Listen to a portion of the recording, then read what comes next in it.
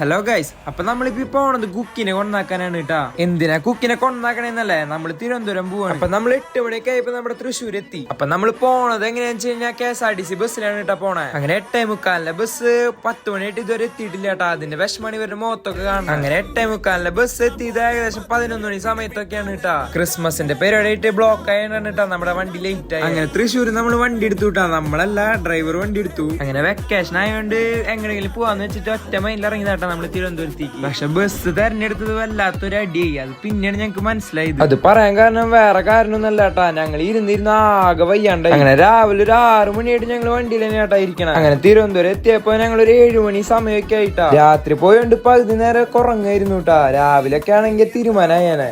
അങ്ങനെ ഞങ്ങൾ തിരുവനന്തപുരത്ത് എത്തി. വേഗം പോയി ഫ്രഷ് അപ്പ് ആവാന്ന് വിചാരിച്ചു. അപ്പൊ ആദ്യം തന്നെ പോവാന്ന് വിചാരിച്ച നമ്മുടെ പത്മനാഭസ്വാമി ക്ഷേത്രത്തിക്കാണ് കേട്ടാ. അങ്ങനെ ഞങ്ങൾ എല്ലാവരും റെഡി ആയി വന്നപ്പോ ഏകദേശം 9 മണിയൊക്കെ ആയി. അപ്പോഴാണ് ഞങ്ങൾ ഈ കാണുന്നത് വരിയൊക്കെ അപ്പുറത്തെ അറ്റത്താണ് കേട്ടാ. ഇത് ജസ്റ്റ് ഒന്ന് കാണാൻ വേണ്ടി വന്നത് ഇങ്ങോട്ട്. 4 വർഷം അങ്ങേറ്റത്താണ് കേട്ടാ വരി. വെയിലാണെങ്കിൽ പറയും വേണ്ട. അങ്ങനെ അമ്മേനൊക്കെ വരിയിൽ അവിടെ നിർത്തിയിട്ട് ഞാൻ ജസ്റ്റ് ഒന്ന് ഇടയ്ക്ക് കാണാൻ വേണ്ടി വന്നതാണ് കേട്ടാ. ഈ അമ്പലത്തിന്റെ ഉള്ളിൽ കയറണമെന്നുണ്ടെങ്കിൽ നമ്മുടെ മുണ്ടൊഴിച്ച് ബാക്കി എല്ലാ സാധനങ്ങളും അവിടെ കൊടുത്തിട്ട് വേണ്ട പോവാനായിട്ട്. അതിനിടയിൽ കൂക്കു ടിവിയിൽ അച്ചാച്ചനാണ് കേട്ടാ. നമ്മള് കൊറേ നേരം വരിയെന്ന് ഞങ്ങൾ തൊഴുതൊക്കെ ഇറങ്ങിയിട്ടാ. വെയിലാറിന് ഇതൊക്കെ കുടിച്ചാലേ നമുക്ക് പിടിച്ചെടുക്കാൻ പറ്റുള്ളൂ കേട്ടാ. ഇതാണ് ചേട്ടന്റെ സ്നേഹം. ഒരു ഫോട്ടോ എടുക്കാൻ പറഞ്ഞപ്പോ നിക്കണത് കാണുന്നത്. അങ്ങനെ ഞങ്ങൾ തൊഴിലൊക്കെ കഴിഞ്ഞ് നേരെ ഫുഡ് കഴിക്കാനായിട്ട് പോവാണ് കേട്ടാ. അവിടെ എത്തിയപ്പോഴേക്കും ചെക്കൻ മുണ്ടൊക്കെ ഊരി കയ്യിൽ പിടിച്ചു.